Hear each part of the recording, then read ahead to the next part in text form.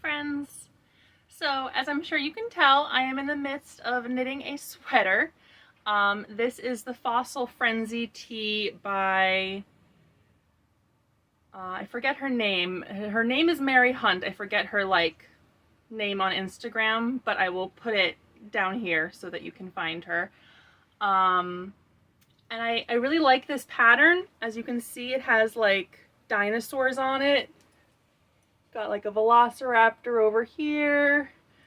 This is a T-Rex, another velociraptor.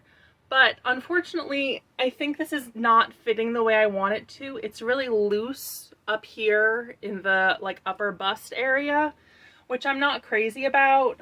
And if I pull it down like that, then I really don't like the neckline. So I think this is going to have to get frogged as well. In addition to that sweater I had to do a couple of weeks ago.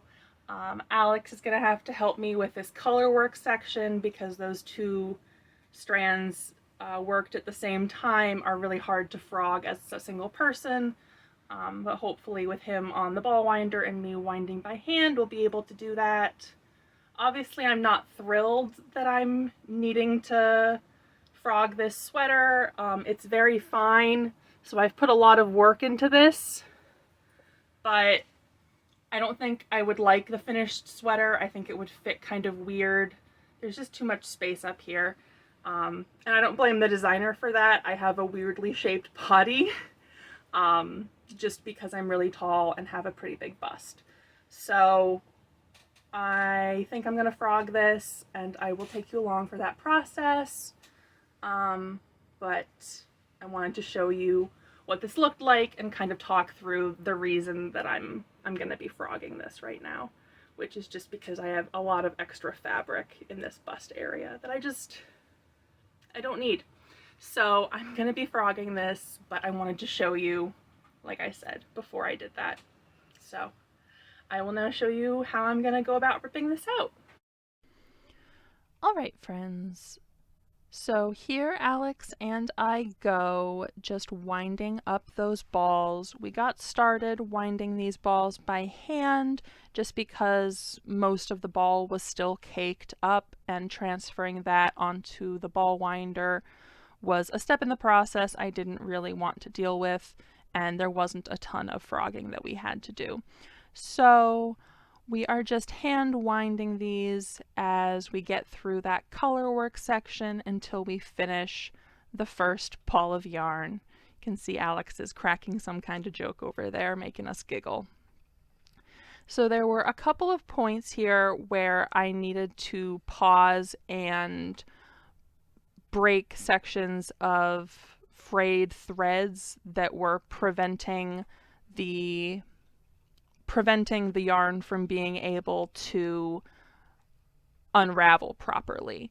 So I'll show you a little bit later on in the process what exactly that looks like, but I wanted to mention it here. So here we go, getting started on the ball winder. The other problem with working with color work or two strands held together is that sometimes they get wrapped around each other, which you can see I am working to combat here as we finish up the color work section of this sweater. So once we do that, things hopefully will go pretty smoothly. We will see though. All right, friends. So now that we're through the color work section of the sweater, we're just working in one color again, so I don't need Alex's help anymore, and I can just crank one ball at a time again. He was very helpful for that color work section. I'm sure you saw we had some twisting going on, which would have been really hard to deal with if it was just myself winding two balls simultaneously. So I am again appreciative of his help, but I don't need it anymore when we can get back to winding balls. All right, friends, so I might have been a little bit overconfident there when I said that I wasn't going to need Alex's help anymore. As you can see, as I'm unraveling this, it keeps getting snagged. And what's happening is that the green yarn is fraying a little bit and pilling. And what that means is that it is getting caught on the yarn that I'm trying to rip out. And as I'll show you in just a moment, it's getting caught and then preventing this from unraveling smoothly. So again, in a moment, I will show you a nice close-up of what that looks like, but I just wanted to describe what was happening in the meantime. So something else that I come across every so often with this is the yarn getting caught on frayed pieces of yarn. So when this happens, you just need to kind of separate that and break this section of threads that are holding, you can kind of see it there, that are holding this yarn to the project, and just break that. And then it can continue unraveling easily.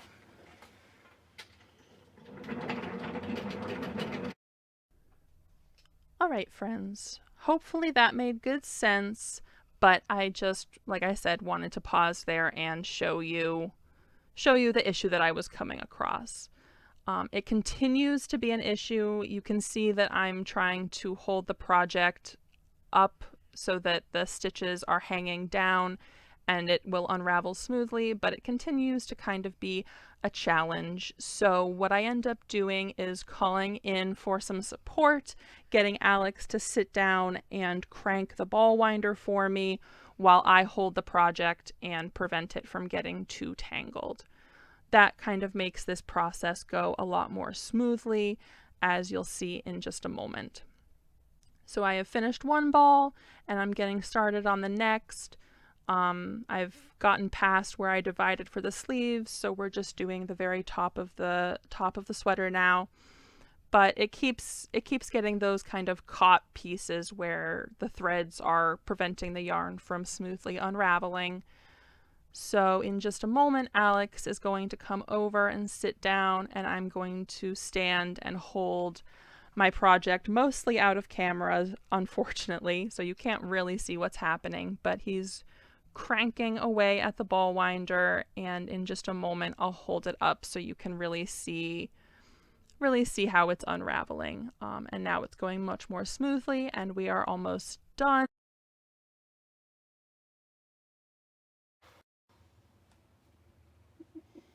Hi friends. So we have our balls over here. I've got 4 of them that need to get skeined up so that I can wash them, get all of the kinkiness out of the yarn that's there right now since it was knit up, and then it'll be ready to be used again. So I'm just taking the arms off of my 1 yard nitty knotty because I want to use my 2 yard one for this. 2 yard one's a little bit longer. Get all the arms back on there nice and secure, because you don't want one of them popping off while you are in the midst of skeining. That would not be good. And then I'm just going to pick one of these, put this on the ground, and start skeining. This is going to take a while. It's fine yarn and there's 4 skeins of it, probably 400 yards per skein. So I'll probably just show you the first one and then skip ahead through the following 3, just because I think that would be very, very tedious, just watching me skein for God knows how long it'll take.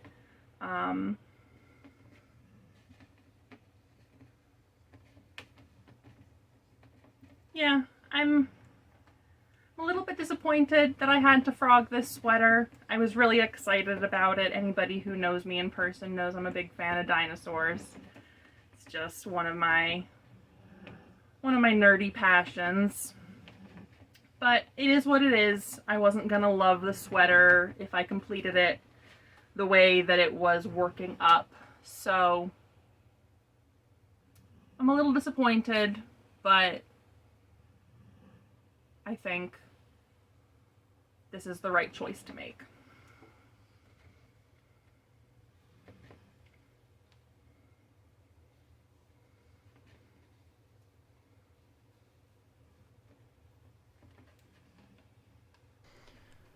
Alright friends, so this skeining process went nice and smoothly. If you can hear that kind of rhythmic breathing sound in the background, that's my dog snoring, just sped up. But anyway, this is going pretty smoothly. It's, like I said, a pretty long skein, about 400 yards. So every couple wraps, I'm taking a break, letting my shoulder kind of pause, do a little stretch, and then carry on, just to prevent myself from overdoing it and being sore. That doesn't happen to me often, but I do take preventative actions so that I don't hurt myself.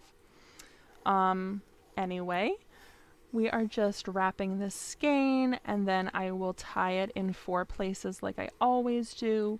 If you have any questions about my process here, I do have a separate video just about how I skein up yarn, as well as a video about labeling yarn. So if you have any questions about either of those processes, I will link videos, and you can also check them out on my YouTube channel.